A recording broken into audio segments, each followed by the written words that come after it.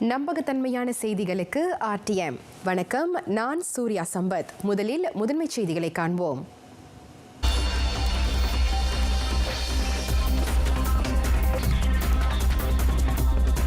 நிபந்தனைக்கு உட்பட்ட நடமாட்ட கட்டுப்பாட்டு உத்தரவு நள்ளிரவு தொடங்கி நாடு முழுவதும் சாலை தடுப்பு சோதனைகள் அமலுக்கு வந்தன.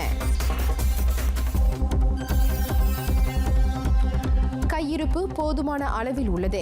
பொருட்களை வாங்கி குவிக்க வேண்டாம் என மக்களுக்கு அறிவுறுத்து.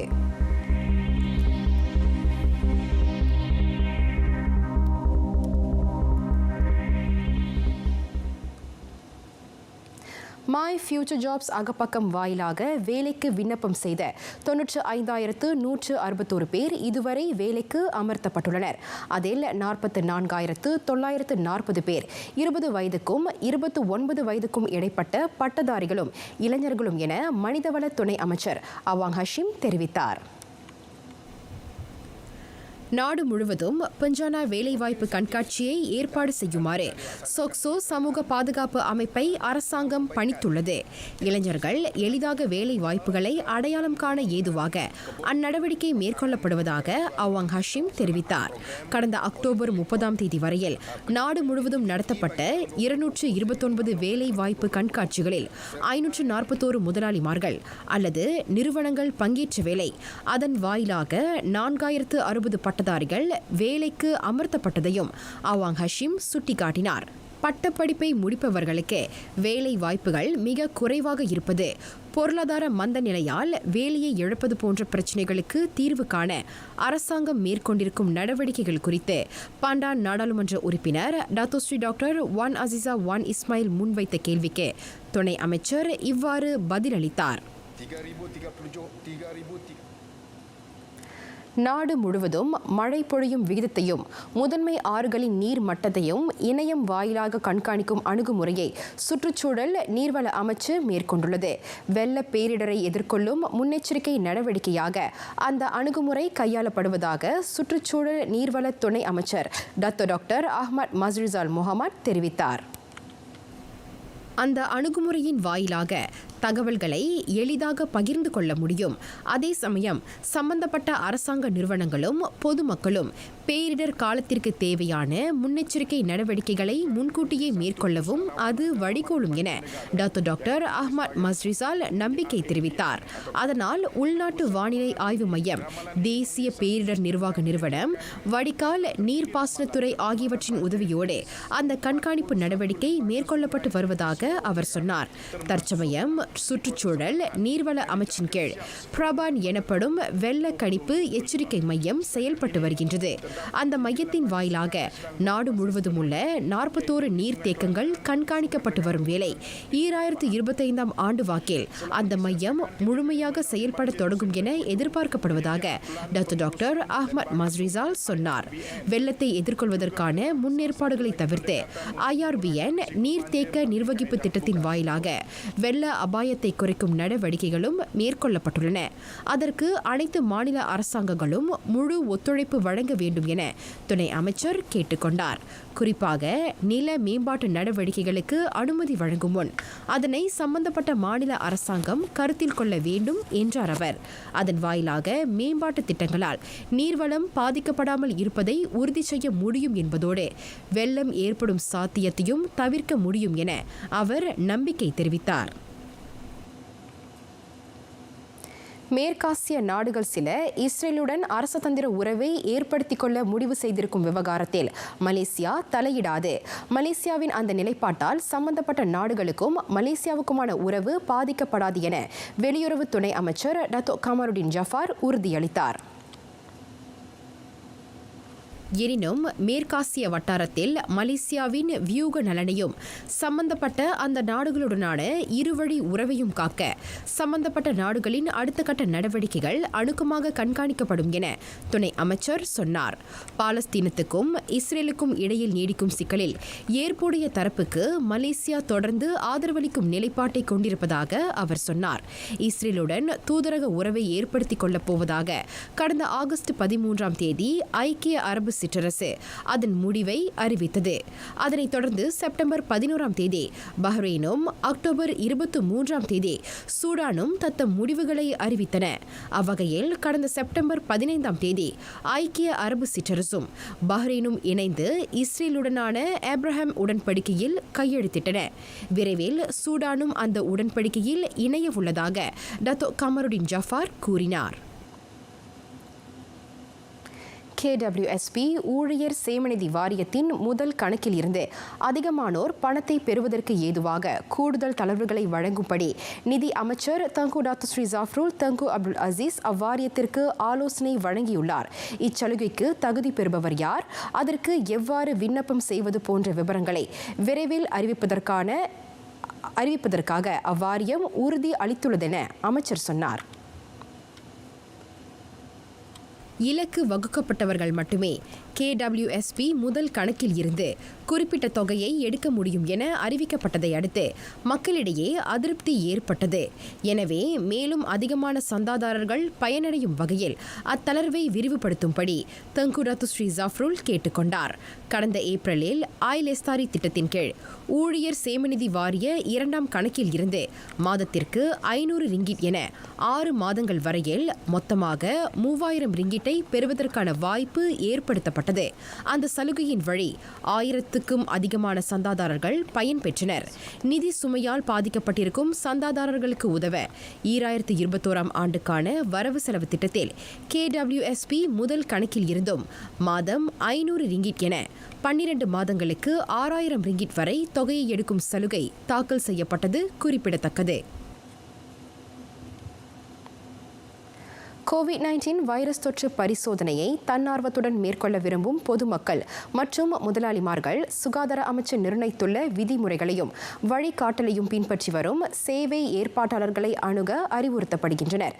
சுகாதார தலைமை இயக்குநர் Tan Sri doctor Noor Hisham Abdullah அறிக்கை ஒன்றின் வாயிலாக அந்த வலியுறுத்தலை முன்வைத்தார். கிளினிக்குகள், வெளிநாட்டு நோயாளிகளுக்கு சிகிச்சை அளிக்கும் மையங்கள், தனியார் மருத்துவமனைகளில் மட்டுமே ஒருவரிடமிருந்து பெறப்பட்ட மாதிரிகளை ஆய்வு செய்ய முடியும். ஒரு சில பகுதிகளில் தனியார் கிளினிக்குகளில் கியோஸ் இயந்திரங்களின் வழி அந்த மாதிரிகள் பரிசோதிக்க அனுமதிக்கப்படுகிறது. எனினும் அது சுகாதார அமைச்சு வரையறுத்திருக்கும் நிபந்தனைகளுக்கும் வழிகாட்டிகளுக்கும் உட்பட்டது என தான் ஸ்ரீ டாக்டர் நூர் ஹிஷாம் தெரிவித்தார்.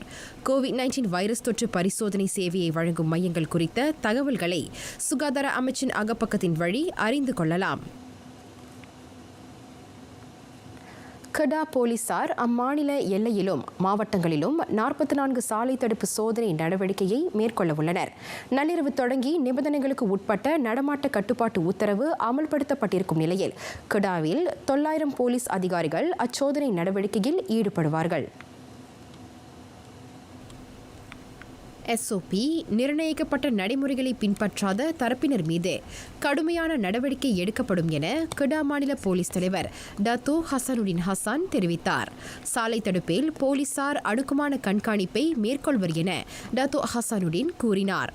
அலுஸ்தாரில் உள்ள கெடா போலீஸ் தலைமையகத்தில் அவர் செய்தியாளர்களிடம் பேசினார்.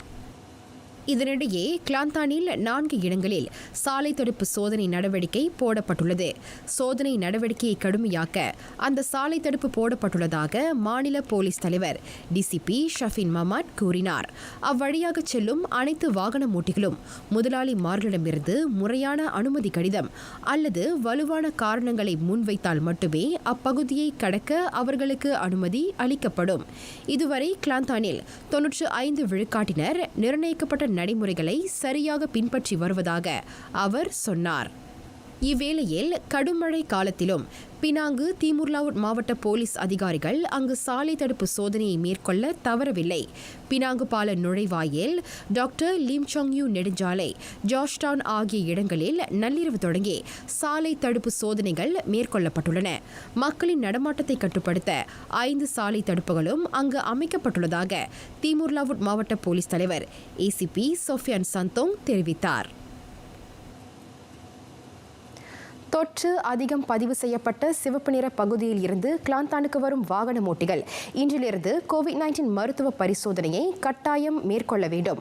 ஒரு சில நிறுவனங்களுடன் இணைந்து தேசிய பாதுகாப்பு மன்றம் நடத்திய கூட்டத்தில் அம்முடிவு எடுக்கப்பட்டதாக கிளாந்தான் மாநில தேசிய பாதுகாப்பு மன்றத்தின் இயக்குநர் ஜெஃப்னி முகமது தெரிவித்தார். பொர்லீஸ், கிளாந்தான், பஹாங் ஆகிய மாநிலங்களை தவிர்த்து இதர மாநிலங்களில் இன்று தொடங்கி டிசம்பர் 6ஆம் தேதி வரை நிபந்தனைகளுடன் கூடிய நடமாட்ட கட்டுப்பாட்டு உத்தரவு அமலுக்கு வருவதால் கிளாந்தான் மாநிலம் அம்முடிவை எடுத்துள்ளது. தொற்று அதிகம் பதிவு செய்யப்பட்ட ஸ்லாங்கோர், கோலாலம்பூர் ஆகிய மாநிலங்களில் இருந்து கிளாந்தானுக்கு வருபவர்கள் அனைவரும் கோவிட்-19 மருத்துவ பரிசோதனைக்கு உட்படுத்தப்படுவார்கள்.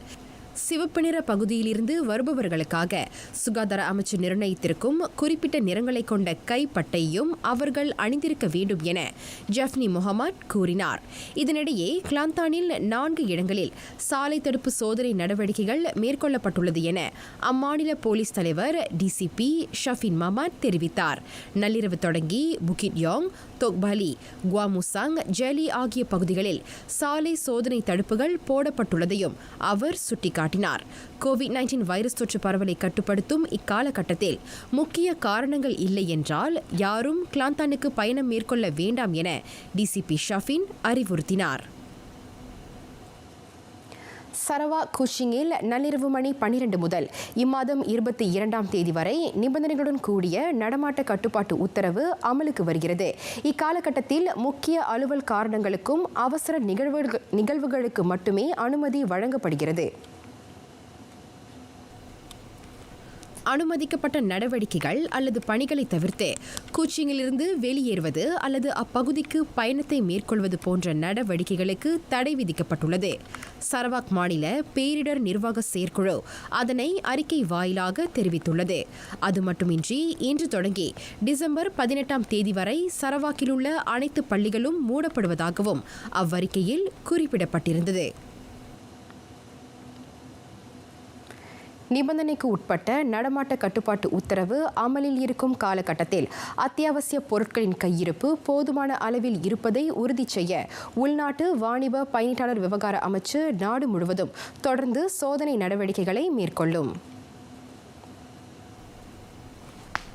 இதுவரை 4,73,000க்கும் அதிகமான வணிக மையங்கள் சோதனையிடப்பட்டிருப்பதாக அமைச்சர் டத்துஸ்ரீ அலெக்சாண்டர் நந்தாலிங்கி தெரிவித்தார்.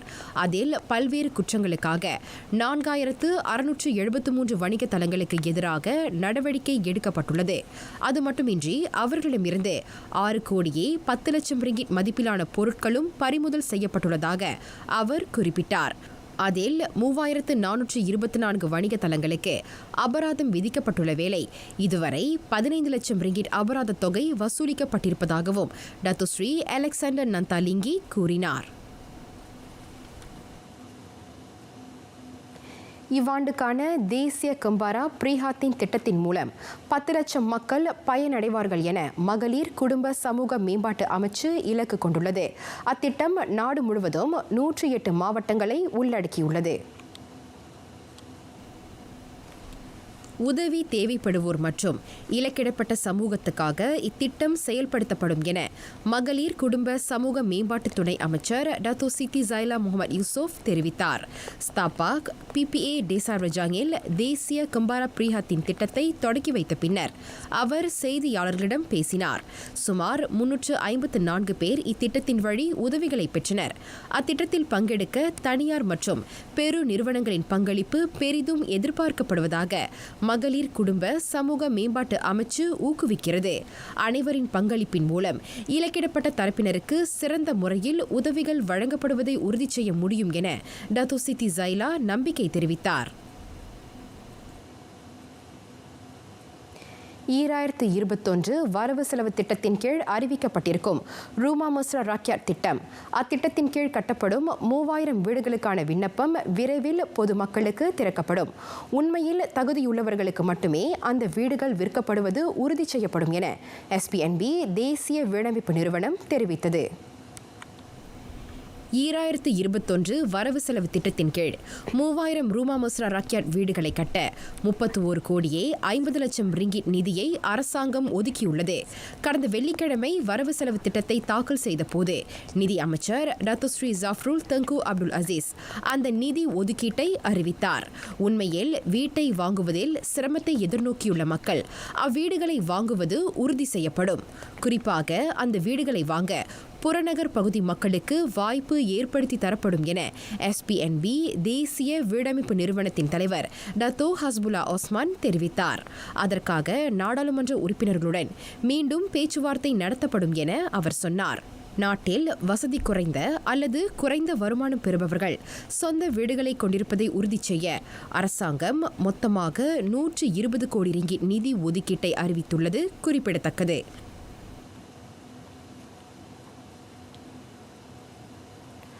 ஜொஹூரில் அபாயகரமான முறையில் வாகனத்தை செலுத்தி மரணத்தை விளைவித்த ஆடவர் ஒருவருக்கு 8 ஆண்டுகள் சிறை தண்டனையும் 30,000 ரிங்கிட் அபராதத்தையும் விதித்து ஜொஹூர் பாரு மேஜிஸ்ட்ரேட் நீதிமன்றம் தீர்ப்பளித்தது.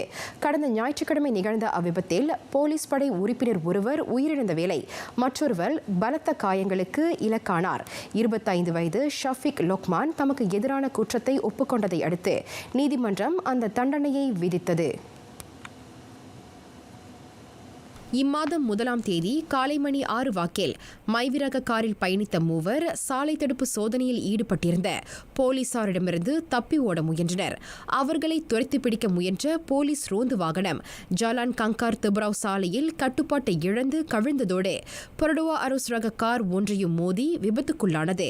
அவ்விபத்தில் சரவாக் சீபுவைச் சேர்ந்த 20 வயது கான்ஸ்டபிள் நிக்கோலஸ் டாடுப் உங்காட் தலையில் ஏற்பட்ட பலத்த காயம் காரணமாக சம்பவ இடத்திலேயே உயிரிழந்தார். அவரது சக பணியாளரான 32 வயது லான்ஸ் கார்பரல் முகமது ஃபடிருல் முசா பலத்த காயங்களுக்கு இலக்கானார். அவ்விபத்துக்கு காரணமான ஷஃபிக் லொக்மானுக்கு எதிராக குற்றம் நிரூபிக்கப்பட்டதைத் தொடர்ந்து 5 ஆண்டுகளுக்கு வாகனம் ஓட்டும் உரிமத்தை பெற அவருக்கு தடை விதிக்கப்பட்டது. அதே சமயம் உரிமமின்றி வாகனத்தை செலுத்திய குற்றத்திற்காக கடை ஒன்றின் உதவி பணியாளரான ஷஃபிக் லொக்மானுக்கு 3 மாத சிறை தண்டனையும் விதிக்கப்பட்டது. மற்றொரு நீதிமன்றத்தில் பொதுச்சேவைத்துறை ஊழியரின் பணிக்கு இடையூறாக இருந்த குற்றத்திற்காக அவருக்கு 12 மாத சிறை தண்டனையும் 5,000 ரிங்கிட் அபராதமும் விதிக்கப்பட்டது. சம்பவத்தின் போது போதைப் பொருளை உட்கொண்டிருந்ததால் அவருக்கு கூடுதலான 8 மாத சிறை தண்டனை விதிக்கப்பட்டதோடு அவரை 2 ஆண்டுகளுக்கு கண்காணிப்பில் வைக்கவும் நீதிமன்றம் உத்தரவிட்டது. இதனிடையே சம்பவத்தின் போது ஷஃபிக் லொக்மானுடன் மைவி காரில் பயணித்த 26 வயது சித்தினோர் அஷிகினுக்கு 8 மாத சிறை தண்டனை விதிக்கப்பட்டது. போதைப் பொருள் உட்கொண்டிருந்த குற்றத்திற்காக அவருக்கு நீதிமன்றம் அந்த தண்டனையை விதித்தது. அதே சமயம் தாம் வாடகைக்கு எடுத்திருந்த காரை ஓட்டுநர் உரிமம் இல்லாத 24 வயது முகமது ஷாஹிருடின் செலுத்த அனுமதித்த குற்றத்திற்காக அவருக்கு 1000 ரிங்கிட் அபராதமும் விதிக்கப்பட்டது. இவ்வேளையில் ஓட்டுநர் உரிமம் இன்றி வாகனத்தை செலுத்திய சித்தினோர் அஷிகினின் ஆண் நண்பரான முகமது ஷாஹிருடினுக்கு 1000 ரிங்கிட் அபராதம் விதித்து நீதிமன்றம் தீர்ப்பளித்தது.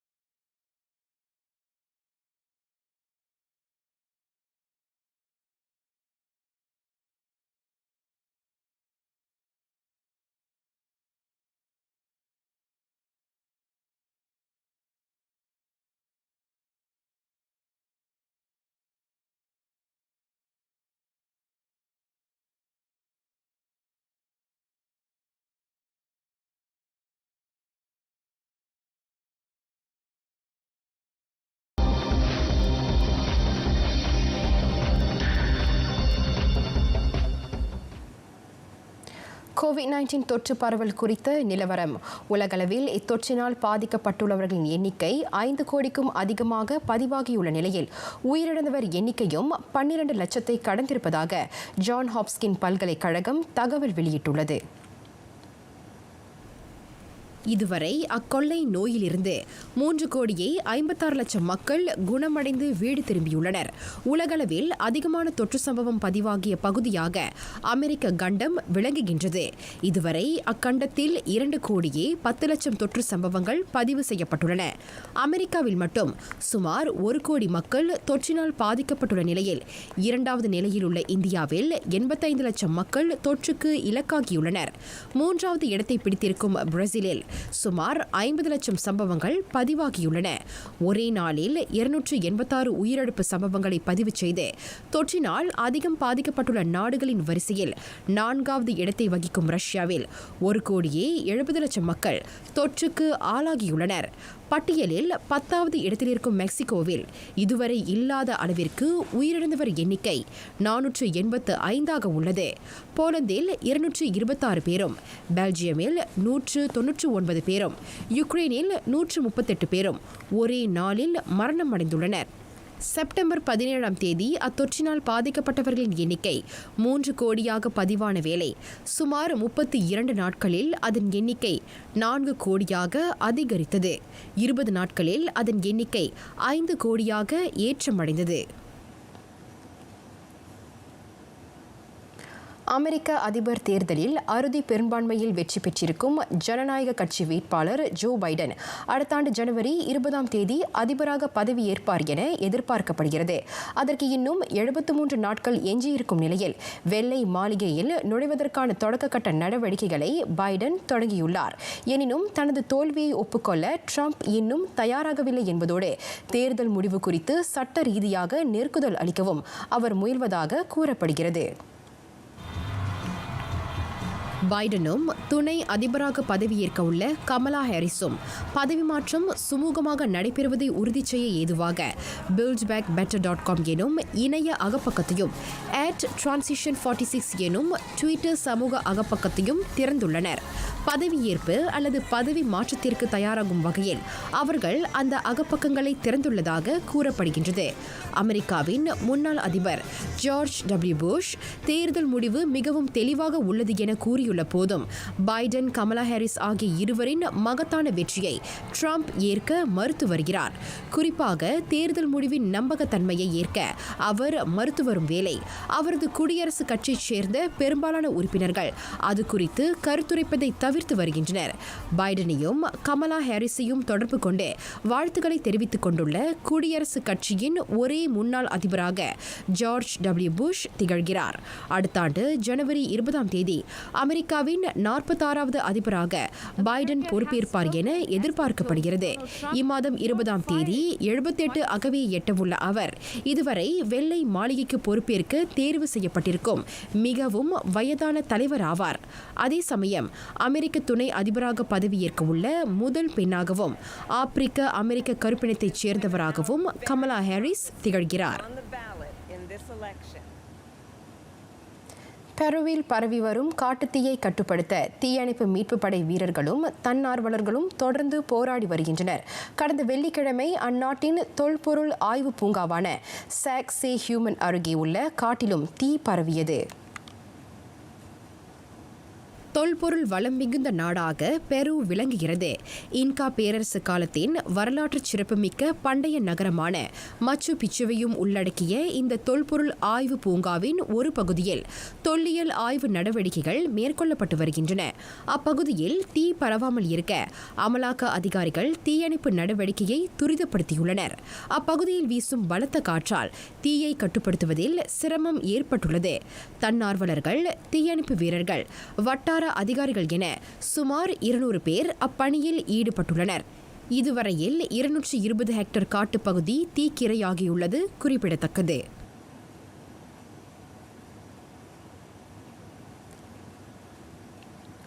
உலகிலேயே நீண்ட நாட்கள் கிறிஸ்துமஸ் பண்டிகையை கொண்டாடும் நாடுகளில் ஒன்றான பிலிப்பீன்ஸில் இவ்வாண்டு கோவிட்-19 பெருந்தொற்றால் பண்டிகை கொண்டாட்டங்கள் கலை இழந்து காணப்படுகின்றன. ஒன்று கூடல்களுக்கு தடை, இரவில் கட்டாய ஊரடங்கு, தேவாலயங்களில் கட்டுப்படுத்தப்பட்ட எண்ணிக்கையிலானவர்களையே அனுமதிப்பது போன்ற பல்வேறு கட்டுப்பாட்டு உத்தரவுகள் பிலிப்பீன்ஸில் விதிக்கப்பட்டுள்ளது. மேலும் வைரஸ் பரவுவதை தடுக்க எடுக்கப்பட்ட முன்னெச்சரிக்கை நடவடிக்கைகளால் அந்நாட்டு பொருளாதாரம் கடும் பாதிப்பை எதிர்நோக்கியுள்ளது. அதனால் லட்சக்கணக்கான மக்கள் வேலையை இழந்து தவிக்கின்றனர். குடும்ப ஒன்று கூடல்கள், கராோகே கேளிக்கை நிகழ்ச்சிகள், பரிசுகளுக்காக தாராளமாக செலவிடுவது உட்பட கிறிஸ்துமஸ் நெருங்கிவிட்டதை குறிக்கும் நடவடிக்கைகளுக்கும் இம்முறை தடை விதிக்கப்பட்டுள்ளது. எனினும் கோவிட்-19 பெருந்தொற்று தங்களின் மகிழ்ச்சிக்கு ஒருபோதும் முட்டுக்கட்டையாக அமையாது என்பதை நிரூபிக்க இந்த இக்கட்டான தருணத்திலும் பண்டிகையை கொண்டாடியே தீருவோம் எனும் வேட்கையில் பிலிப்பீன்ஸ் மக்கள் உள்ளனர். கிறிஸ்துமஸ் பிலிப்பீன்ஸ் மக்களின் பாரம்பரியம். அதனால் எது எப்படி இருந்தாலும் பண்டிகை நிச்சயம் கொண்டாடப்படும் என அந்நாட்டு மக்கள் கூறியுள்ளனர்.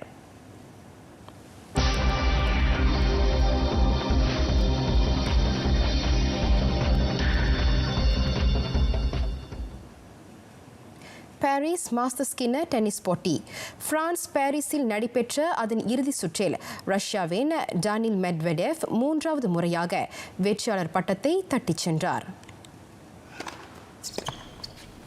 அவர் ஜெர்மனைச் சேர்ந்த அலெக்சாண்டர் ஸ்வெரஃபை 5-7, 6-4, 6-1 எனும் செட்களில் வெற்றி கொண்டார். கடந்த ஆண்டு ஷங்காயில் நடைபெற்ற போட்டியிலும் இவர் ஸ்வெரஃபை வீழ்த்தினார் என்பது குறிப்பிடத்தக்கது.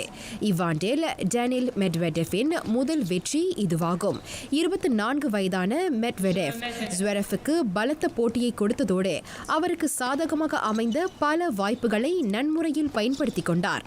இதற்கு முன் இவர்கள் இருவரும் நேரடியாக மோதிய 6 ஆட்டங்களில் மெட்வெடேவ் 5 முறை வெற்றி பெற்றுள்ளார். 2 மணி நேரம் 7 நிமிடங்கள் நடைபெற்ற அவ்வாட்டத்தில் ரஷ்ய ஆட்டக்காரரின் 2 தவறுகளால் மெட்வெடேவ் தனது 8வது ATP பட்டத்தை வெல்லும் வாய்ப்பு கிட்டியது. ஜப்பானில் கோவிட்-19 தொற்று நெருக்கடியால் ஒத்திவைக்கப்பட்டிருக்கும் அனைத்துலக விளையாட்டுப் போட்டிகளில் முதலாவதாக டோக்கியோ ஒலிம்பிக் விளையாட்டு நடத்தப்படவுள்ளது. காலதாமதமாக நடைபெறும் இப்போட்டி எவ்வாறு இருக்கப் போகிறது எனும் ஒரு முன்மாதிரி சூழலை காண்பிக்கும் வகையில் ஜிம்னாஸ்டிக் போட்டி ஒன்றை ஜப்பான் நடத்தியது. நட்பும் ஒற்றுமையும் எனும் பெயரில் ஏற்பாடு செய்யப்பட்ட ஜிம்னாஸ்டிக்ஸ் போட்டி ஒன்றில் ஜப்பான், சீனா, ரஷ்யா, அமெரிக்கா ஆகிய நாடுகளைச் சேர்ந்த 30 விளையாட்டாளர்கள் பங்கெடுத்தனர். விளையாட்டாளர்கள் உட்பட பார்வையாளர்களும் ஊடகவியலாளர்களும் கூட கடுமையான சுகாதார நடவடிக்கைக்கு உட்படுத்தப்பட்டனர்.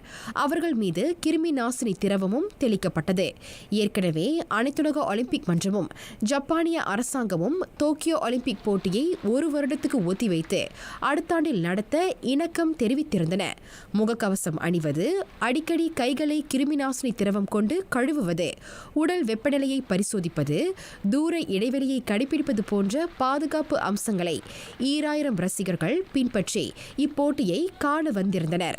நீர்த்துளிகள் பரவும் என்பதற்காக 8700 பேர் அமரக்கூடிய யோயோகி ஜிம்னாசியம் அரங்கிற்குள் ரசிகர்கள் கூச்சலிடக்கூடாது எனவும் அறிவுறுத்தப்படுகிறார்கள்.